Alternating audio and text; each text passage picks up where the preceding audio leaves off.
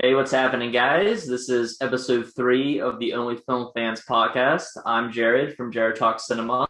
I'm here with Trace from Pierce Productions. Our third member, Brad from Let's Be Real with Brad, has disappeared off the face of the earth. We have no idea where he is, so we're just doing this episode with the two of us. So, yeah, pretty much. We have episodes coming out every single Sunday, and you can find us on the video forum, which is on YouTube at Only Film Fans. And our podcast version is going to be available on Anchor, Spotify, Apple, and pretty much any other podcast thing you can find. But those are the three main ones. Yeah, so Jared, I'm glad that you brought up the topic of Brad, because I guess this episode is going to have to be dedicated to his memoriam because we don't know what happened to him. So hopefully he's okay, but the show must go on, and I feel like if he were here, he'd want us to keep doing it. And we'll make a tombstone for him, 1999 to 2021. Cause of death unknown. We'll put his picture in the thumbnail, like black and white, with like an unknown date. What do you want to bet? He messages us right now as we're doing this. So hey, man. If he does, I mean, I would love for him to join midway. Absolutely. So, but we do have a couple topics that we need to go through. Obviously, without having a third member here with us, the episode is going to run a little bit shorter. But the two topics that we're going to be talking about today is a director that we love, but they have an underrated film. And then also, if you start a movie, are you obligated to finish the entire movie? So we're going to start those two topics. Jared, which one do you want to start with first? Let's talk about the director one first. Okay, yeah, you came up with that one, so I know that you're pretty excited about it. Yeah, it's a pretty interesting topic. Yeah, this one took me a while to figure out which director I wanted to pinpoint and then which movie. But, obviously, we'll get into that. Why don't you kick us off? Yeah, I mean, there's so many great directors out there. They've made so many great movies, some of which have really gone under radar. Some ones that I thought about talking about would be War of the Worlds from Spielberg, or The Prestige from Christopher Nolan, or The Girl with the Dragon Tattoo from David Fincher. The one I'm deciding to go with, though, is The Hateful Eight from Quentin Tarantino. Now, The Hateful Eight is my third favorite Tarantino film, only behind Pulp Fiction and Django Unchained. It's also his second most recent film, coming out 6 years ago, and the only one he's made since then is Once Upon a Time in Hollywood. And nobody ever talks about The Hateful Eight. The Hateful Eight has pretty much, actually, as soon as it came out, really went under the radar. I think it's absolutely phenomenal. I love it, but like I said, it gets no attention. And I've seen a bunch of Tarantino rankings and whatnot. Hateful Eight is always at the bottom of the list. People don't really seem to like that one as much as the other ones. I absolutely love it. I think that it was one of the best movies of the year that it came out. It's actually now my second favorite Western film of all time, only behind Django Unchained, another Tarantino Western. And yeah, I think it's so great. I think the characters are all really fantastic. I think that the whole mystery of what's actually going on here is really interesting. It's very similar to The Thing, which is my favorite horror movie of all time, and both of them even star Kurt Russell. The violence in that movie is completely insane. I saw that in theaters. I saw the big roadshow thing where it was in the film and everything, and they gave you the little the program. It was really cool. But when I saw that in theaters, people flipped out at all the stuff that happened in that movie. When the dude's head literally got blown off, and when Kurt Russell was throwing up all over the place. It was, the audience had a great time with it. But yeah, the violence in that movie is so extreme. It's one of his most violent movies. And even though it's kind of just on one location for the whole time, being in this cabin and whatnot, I still think it's very effective. It's definitely one of the best uses of a one room location that I've ever seen in a movie. And yeah, so I absolutely love it. I think it's a lot better than some of his other movies, but no one ever talks about it, and I feel they really should, especially being a little bit more recent too. So for me, I definitely had to go with The Hateful Eight from Tarantino. That's a solid choice. One that I definitely wouldn't have thought of, but now that you said it, I can't disagree with you. Before I tell you mine, I want to stay on The Hateful Eight for just a second, if that's okay with you. Do you have a reasoning behind why you feel it's underrated? Do you think that it's the cast? Do you think it was the time of year it came out? Because I know that before the movie came out, there was a little bit of drama with it because the script got leaked, and Quentin was very, very, very upset about that and publicly was saying he's no longer going to make that movie. He'll just release it as a book. Obviously, that didn't happen. The movie did come out, so he must have, felt really passionate about it. But what do you think are the factors on why it's ranked so low compared to some of his other movies? Well, I think it's definitely not the cast because the cast is phenomenal. Like you have Samuel Jackson, Kurt Russell, Walton Goggins, even Channing Tatum's in there briefly, like Jennifer Jason Leigh. Like it's got a great cast. I definitely don't think it's the cast at all. Honestly, it's probably I would say the setting, really, the fact that it is the one room thing. I think that turns a lot of people off. A lot of people think it's probably boring because of that, and there is a lot of dialogue. I won't deny that it's very, very like a lot of dialogue and whatnot, and it's also his longest movie. I think it's like 3 hours long, and with it being in the one setting, I guess that just isn't as interesting to some people. Especially compared to like his other Western, Django Unchained. That's like a big, like, country spanning adventure, takes place over a long time. Like, it's like a whole story that kind of unfolds and everything. Hateful Eight being in this one setting, I guess maybe that just doesn't appeal to people as much. Well, if you look back on like all his other movies, when two people are in a room doing nothing else but talking, those are some of the best scenes in his movies. So he took something that he was really good at, is dialogue between two people in a setting, and made a whole movie about it. Um, you know, Admittedly, The Hateful Eight I've only seen twice, so it's not something that I've gone back and watched a lot of times, which is why it would be considered an underrated film because it's not one of my go-tos.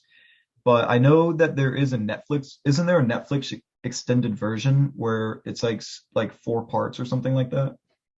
Yeah, there is. I haven't seen it, but yeah, there is the extended version on Netflix where it's kind of like a TV show. I think it's like Mhm. 4 hour long episodes. Yeah, something like that. Yeah, but definitely solid pick. What are your first two Quentin Tarantino movies? Because you said this was number three. Well, Pulp Fiction's, that I would say is my favorite movie of all time. So that's one. Then Django, then Hateful Eight. Hmm. Okay. How would you rank it amongst the Tarantino filmography? Um, I don't know, because like now I kind of feel like I need to go back and rewatch it again because I think that maybe I've kind of taken it for granted. So Once Upon a Time in Hollywood, while I don't like the movie as a whole, there are definitely certain scenes of that movie that I really like, but it's not something that I would say is in his top three. Oh yeah, that was bottom three for me. What's that? That's definitely bottom three for me.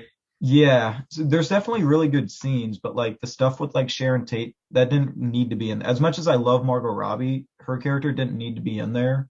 It's like stuff like that. Like she ate up a lot of the movie that could have was kind of like wasted. But going back to your question, Hateful Eight would probably be somewhere near the bottom, but I think now I should probably rewatch it and maybe my opinion will change because of what you've said. But yeah, I think it's something I need to rewatch. Definitely number one for me is Pulp Fiction.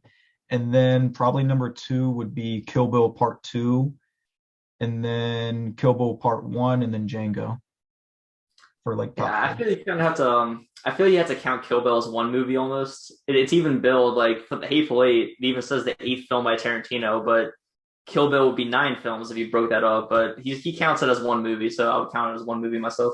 Okay, well then Kill Bill is going to be number two, since I'm not splitting them up, and Django takes the number three. Mm-hmm. I like the Yeah, way you Kill Bill die, would probably be boy. heavier. Sorry, go ahead. I said I like the way you die, boy. Yep.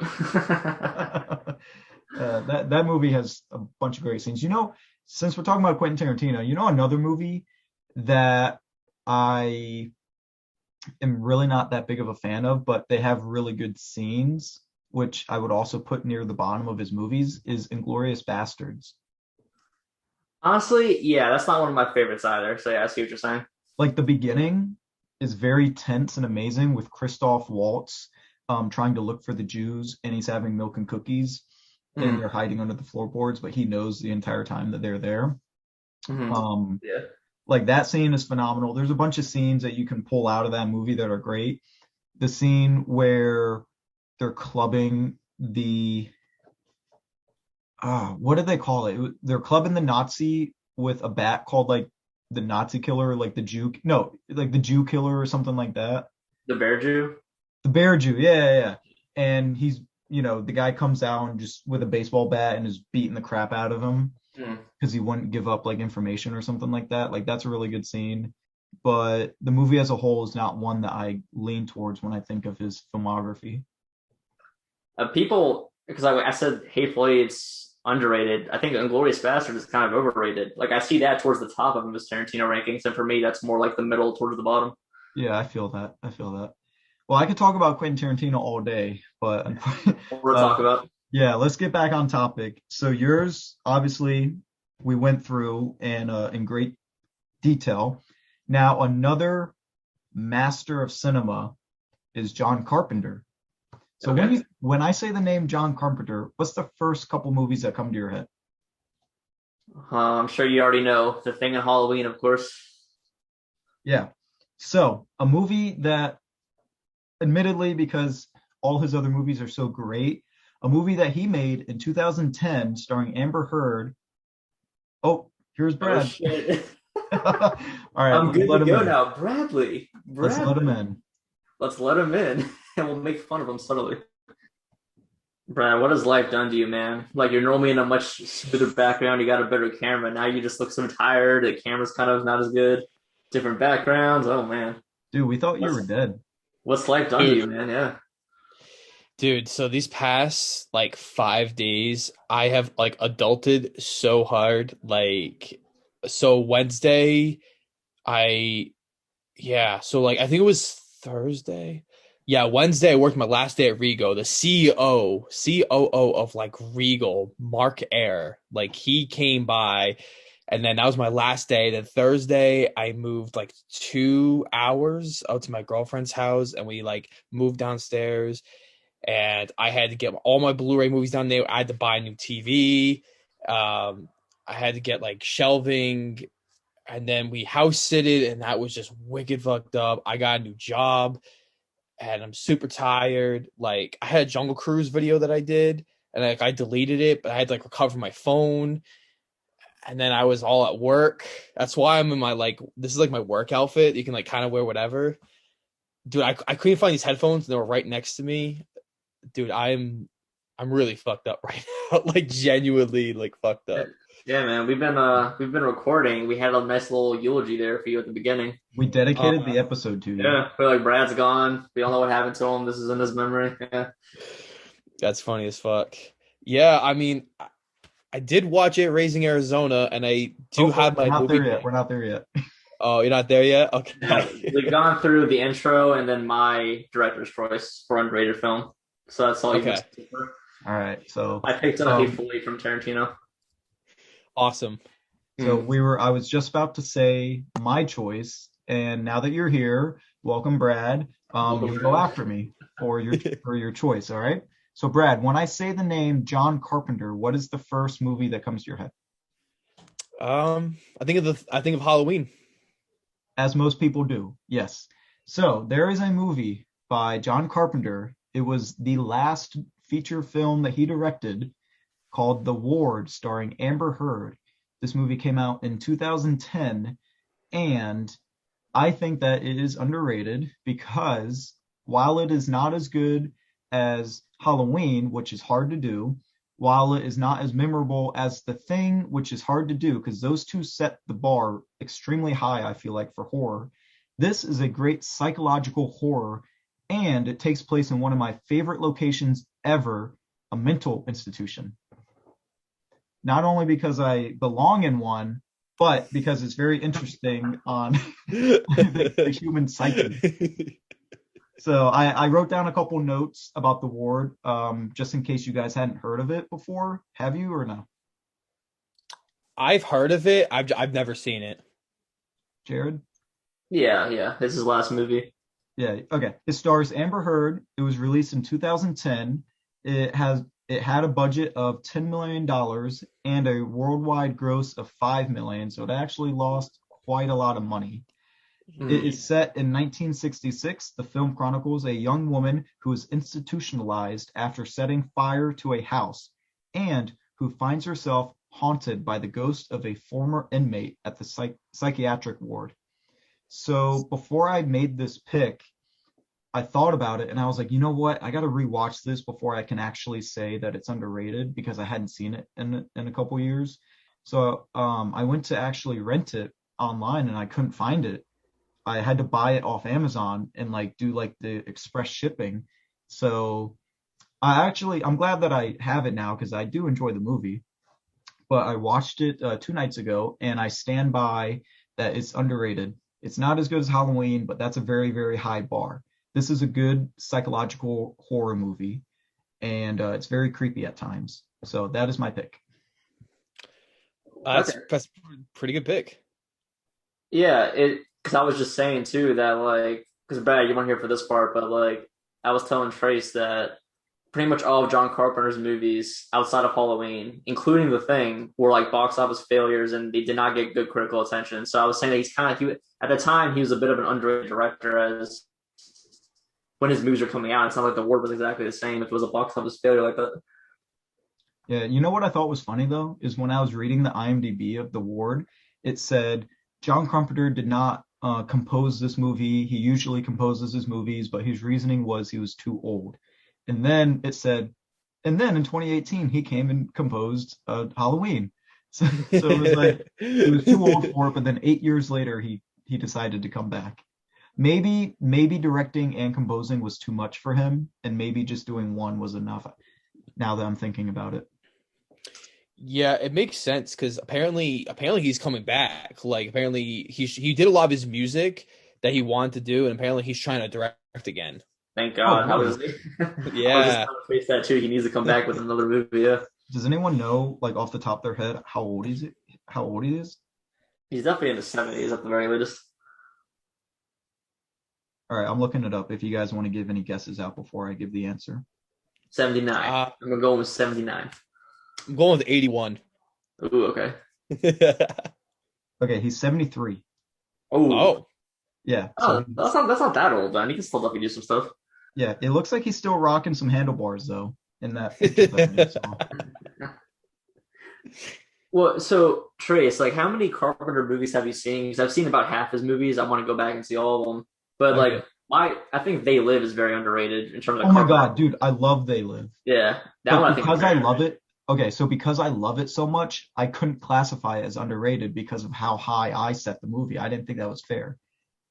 Okay, I came here to do two things, Two Pole Gum and Kick Ass. Yeah. and I'm all out of bubble gum. How many have I seen? I've seen They Live. I've seen Christine one time, a long time ago, so I would need to rewatch it. Um, The Thing, obviously I've seen that. Halloween, I watch every year. You know, that's like a tradition. I have not seen The Fog. Did he do Big Trouble in Little China? Yeah. Okay, Big Trouble in Little China, I love that. Um, oh, Escape from LA. Didn't see that one, so I gotta check that one out. And I think that's it. Maybe I'm missing one or two. I've seen probably half or maybe 60%. Yeah, I haven't seen Prince of Darkness or In the Mouth of Madness or there's another one I'm missing too. Yeah, yeah, I need to go back and watch all of his movies. Yeah, typically when I find a movie that I like, I rewatch it a whole bunch of times because I'm afraid to like step out of my boundaries. So, The Ward I was always the least interested in because it came out in 2010. Because I think he's a very much so like an 80s director. Like his movies all yeah. have that 80s flair to it. So like, how does The Ward compare to some of his 80s movies? Like, does it still have that kind of fun feel to it, or is it a little bit too modern? No, it's very, very modern. My mom's actually the one that told me about the ward. Funny enough. So she's the one that showed it to me. But yeah, no, it's very modern and it's not like his earlier work. No. And there's no like practical effects, stuff like that.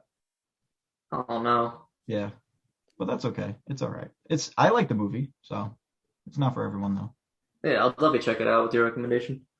All right, Mr. Bradley, what is what's up, yours? guys? So, my pick is a movie that I feel like a lot of people really love now, but like I don't know, like it kind of is in like the underrated, like maybe like underappreciated, and that is Martin Scorsese's The King of Comedy.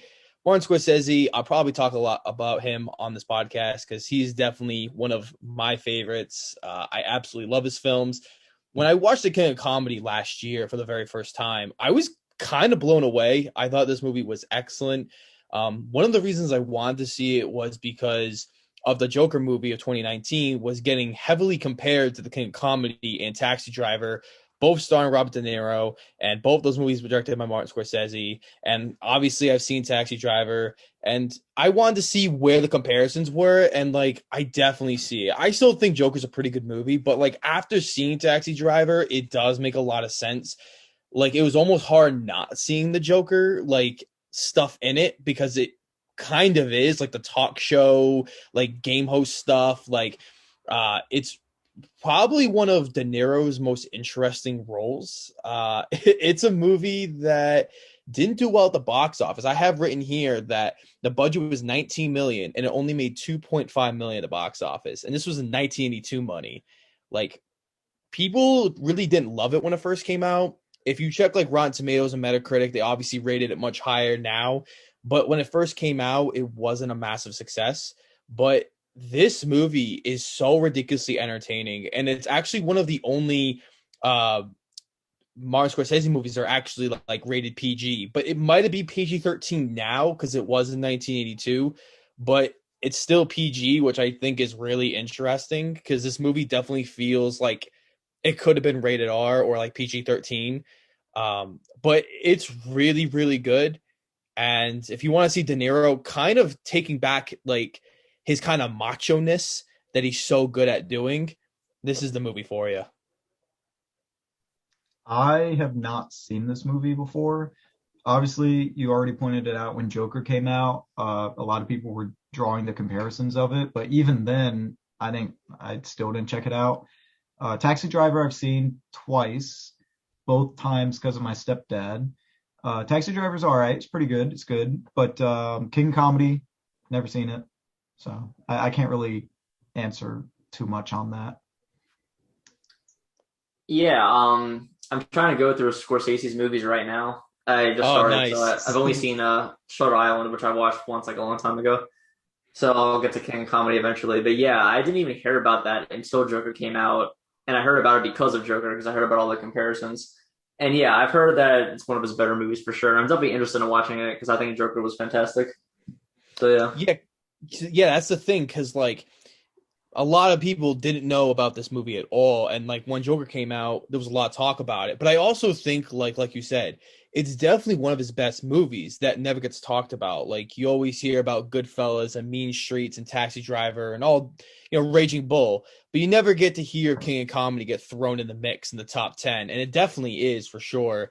I'll probably go through the rest of his filmography next year. I've seen probably, I think I have a list on Letterboxd somewhere. I think I'm at like 49%. I'm pretty close to halfway. So, but once you hit King of Comedy, like it's just one of those movies that is legitimately so entertaining. You literally can't take your eyes off the screen. It's just so good.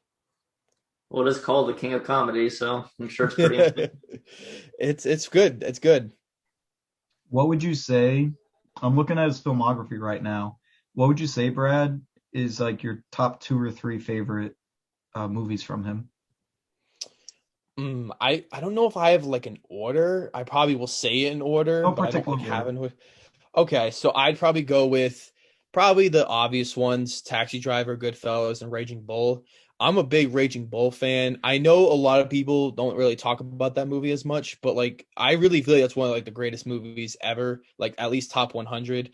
I mean, that movie, like as much as I love Rocky, I always prefer Raging Bull just because of its very violent and dramatic story, and it's not really a boxing movie, even though like it is a boxing movie. Those two are just absolute tens for me. I just don't think you can beat those. I feel the best boxing movies aren't actually boxing movies. Yeah, exactly. It's always never really about the boxing. You know what boxing movie I think is underrated? If you guys want to talk about boxing for a second, is did you guys see Southpaw? I knew you were about to say that. I like that. Yep. That was a good That's a one. depressing movie. That's a That was depressing depressing. movie. I Yeah. think that kind of went under the radar because it came out within a time period that Creed came out in, and it was kind of like two Yeah. Yeah. boxing movies too close together, Mhm. something like that.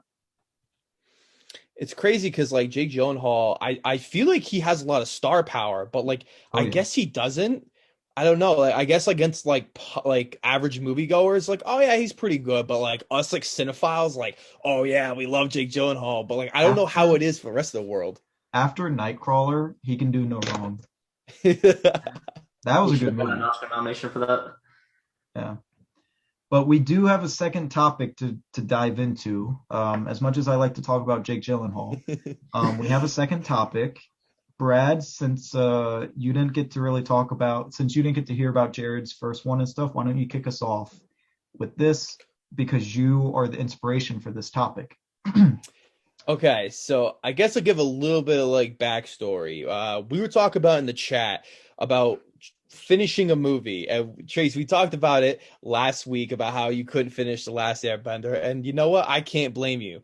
But I think that one of the things that we want to make a cool discussion about is should you finish a movie? Should you go all the way and finish a movie? And to me, like after thinking about it and after like discussing this topic a little bit, I'm pretty iffy on it because I was very set on just being like, oh, you know what, you should finish the whole movie. Like you already got into it, like you should finish it off.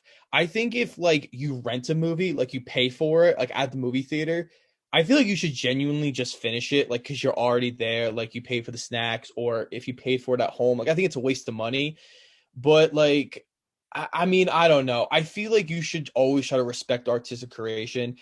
I mean, as someone that's like in the movie reviewing like business world, I feel like we should just because like there could be like a really cool 30-minute fight scene at the end of the movie when everything else sucks.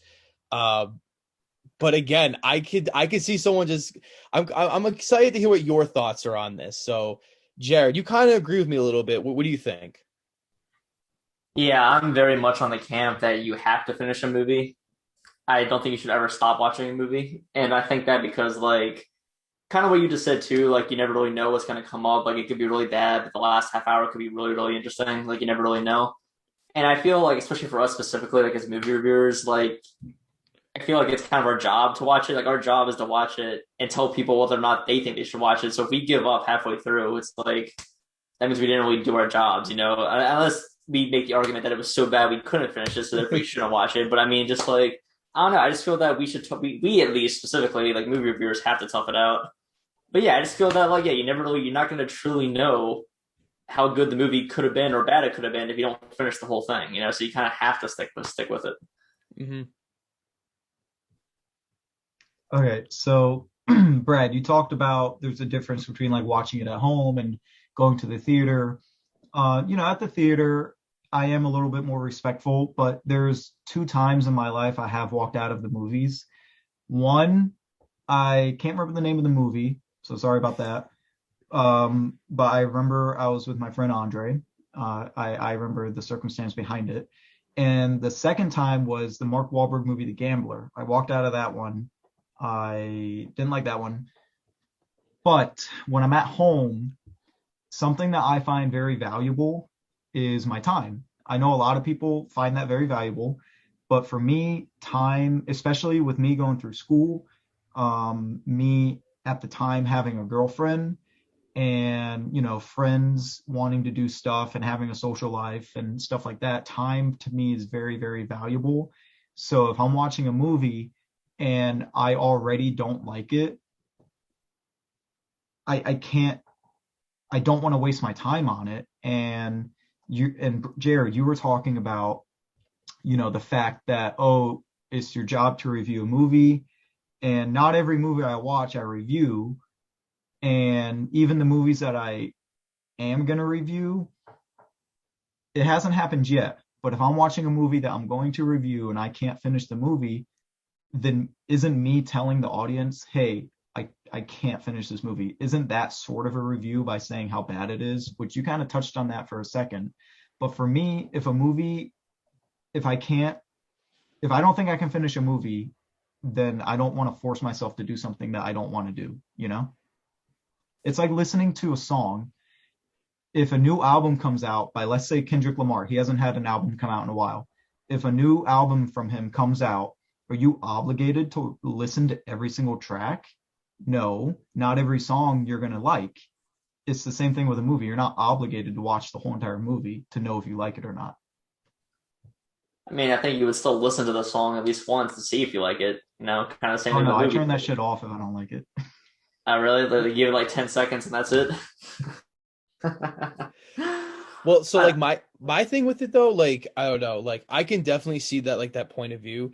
I just look at it's like an artistic creation. Like I feel like because a good comparison is like if you tried food and like you take one bite and you're like, this is terrible. I feel like something like that's completely different from like art. Because then when you have the music comparison, like yeah, I want to listen to Kendrick Lamar's whole album because like I'm a big Kendrick Lamar fan, and if I listen to maybe like 2 songs and they suck, I'm like, oh, okay, I'm not gonna finish the album. Like maybe there are good sections of it, like because like to me, like I don't know. I guess with like movies or even like art, like I want to see if there's is something good because then like if I review it, even if I like don't even do a big review of it, I want to be like, okay, I saw a good movie in here somewhere, or is this movie completely hopeless? Because there are some movies that are literally so bad to start off with, and then they get better as they go along, or they're like really too slow, or sometimes it picks up.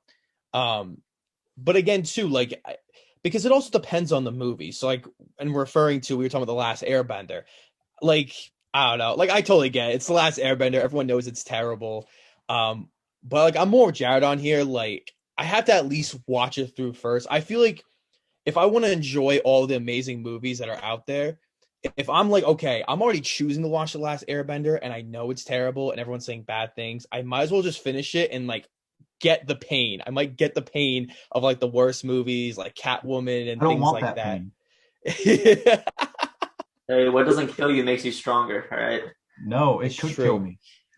So one of my other counterpoints is that I also feel like when you watch a movie all the way through, it allows you to like actually appreciate better movies because I feel like so many times that we watch good movies and then when you watch a bad movie, you're like, holy smokes, this movie's bad. And when you watch a couple of mediocre, like 4 out of 10 movies, and when you get that nice 8 out of 10 movie you haven't gotten in a while, you almost find ways to appreciate that movie much more because it's so good. Like I don't know. I rewatched like a classic the other day. I can't even remember at this point.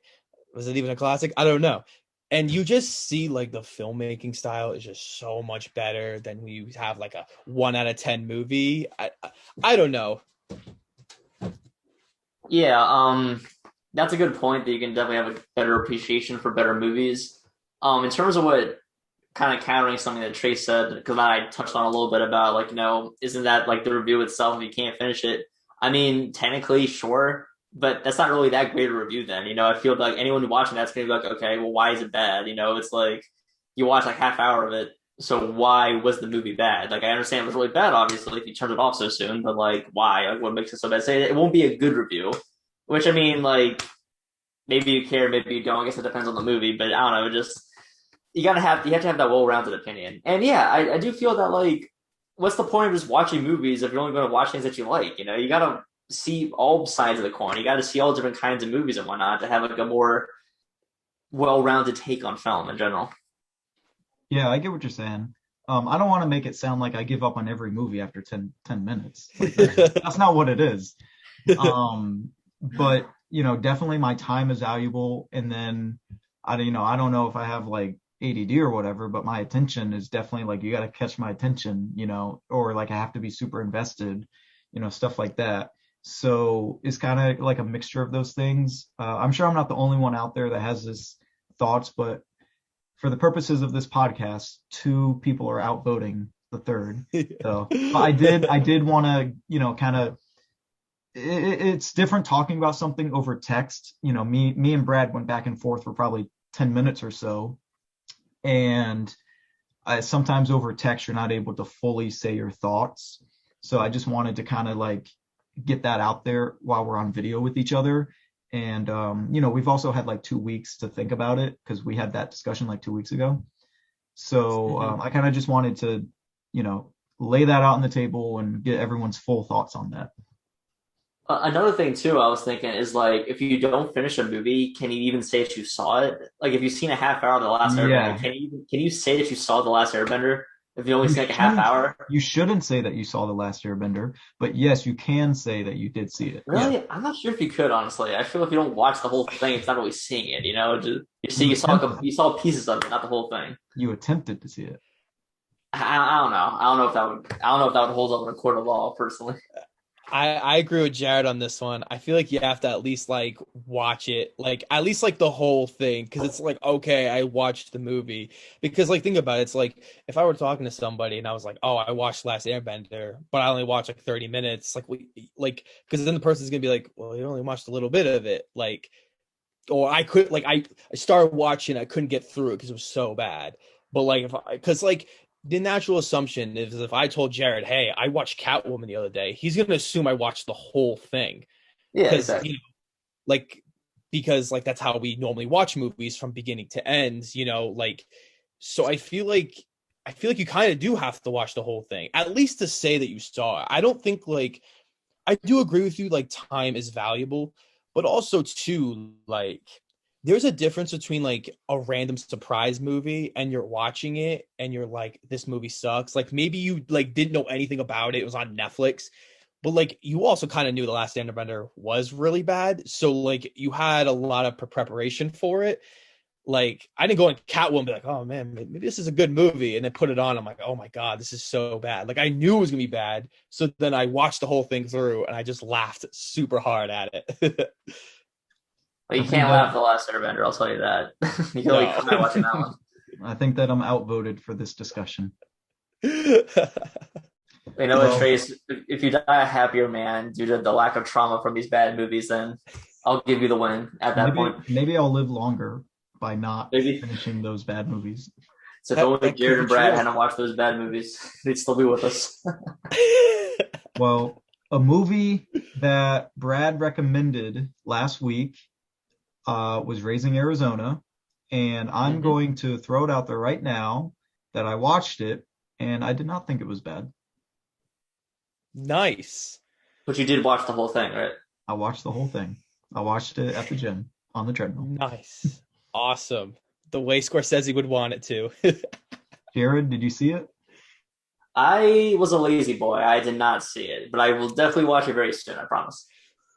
All right. So I guess we'll just talk about it like a little bit. Will not this is the kind of movie I really won't get into the meat of the story because this story is so crazy. Like there is so much crap that happens in this movie, and I had no idea what this movie's about. And when you just see what transpires, you're like, what the hell is this? This is definitely a true classic Coen Brothers movie. If you guys have seen like Fargo, Big Lebowski, and all those kind of just crazy kind of movies. Nicolas Cage, Holly Hunter star in the movie. They are excellent. John Goodman is also in it. He plays a small role. Um, it's just really funny, and it has a lot of heart in it that's kind of woven into it. The performances are excellent, and this is really younger Nick Cage because this movie came out in about like 19 like late 1980s. I want to say 87 or 86. 89.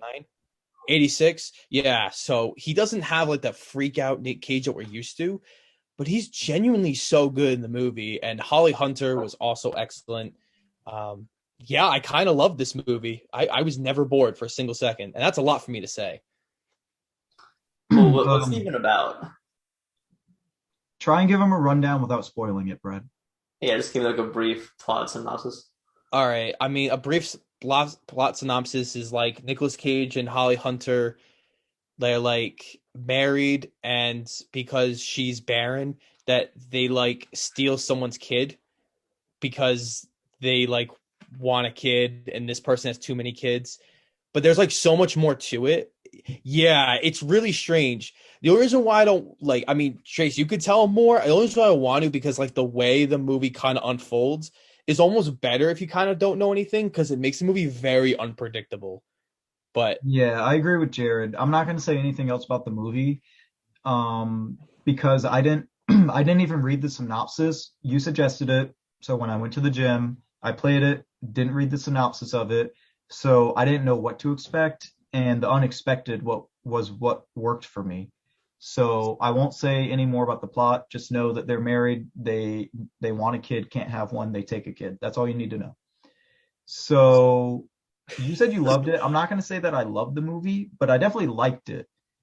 This is probably not a movie that I'm going to be rewatching every couple years or so. I watched it. If I watch it again in a couple years, cool, but I'm not going to go out of my way to watch it. It was definitely, it's kind of like a dark comedy, kind of too, which I like movies like that. And yeah, definitely pre-crazy Nick Cage. I mean, he's not really crazy. He just has like some freakouts, which, is what people like to recognize him for. But he was very subdued in this movie and calm and, stuff like that. But yeah, definitely a very good movie. Jared, I think you should check it out if you can. It's on YouTube for free. Just got to watch a couple ads. Yeah, I'll definitely check it out for sure. That's a bizarre premise, like stealing someone's kid. Like, goddamn, that's pretty evil, personally. But I'm curious to see like the Coen Brothers twist on it. I'm not going to Yeah, comment on evil. What do you I say? think yeah. I think you need to just watch it before you can say they're an evil person. You could kind of make the All right, argument. I'll give him a chance, I guess. But you Yeah, gotta good ass reason for that. Like, goddamn. like the thing that I love about it, it has the Coen brothers like style to it, like the very quirky humor. It's very clever, it's funny, and it's just a kind of movie that like feels like if it was made by anybody else, this movie would fall flat because it does get a little ridiculous. And some of my criticism is there is one element to the movie that is pretty funny and memorable, but it is just a weird plot device that SpongeBob SquarePants the movie actually copied. So if Oh, you know what I'm talking about, yeah, I Trace, know what you're talking about. I won't Yeah. say anything because it really caught me off guard. It was kind of weird. Yeah, that kind of came out of nowhere. Yeah. That makes me Yeah, curious to see it, oddly enough. it is such a weird movie, and like when you see like other people that show up in the movie too, you're like, ah, that's cool, that's pretty funny. It's just a bizarre movie. And I do think though it's a very likable movie. I can't imagine someone like genuinely hating it. I don't know. Like I just feel like it's so lighthearted, but it also like is kind of dark too, like some of the things that go on in the movie.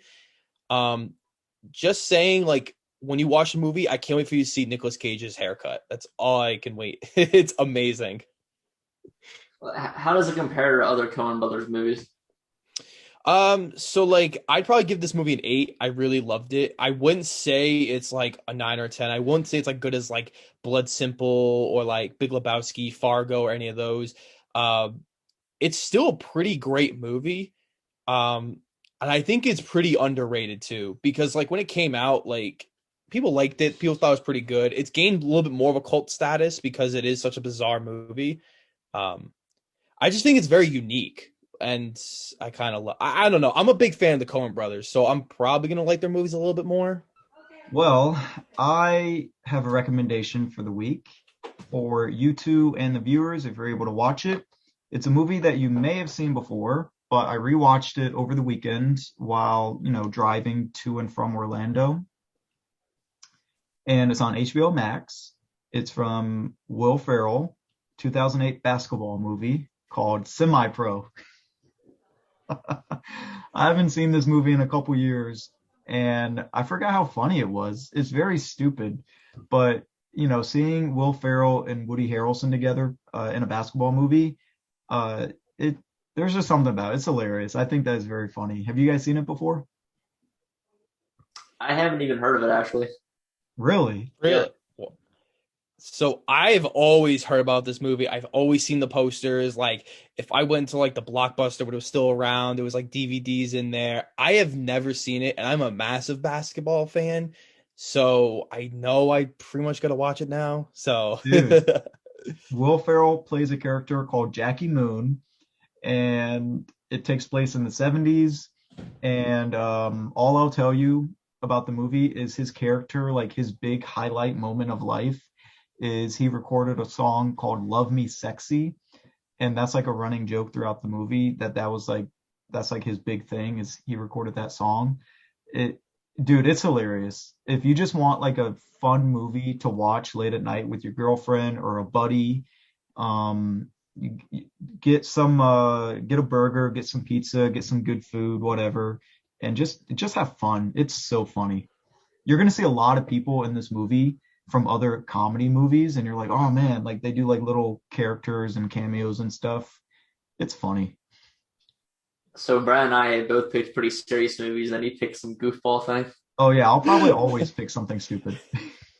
All right, guys. So that's it for episode 3 of the Only Film Fans podcast. I hope you guys had a good time. If you like what you see, we have a new episode coming out every single Sunday.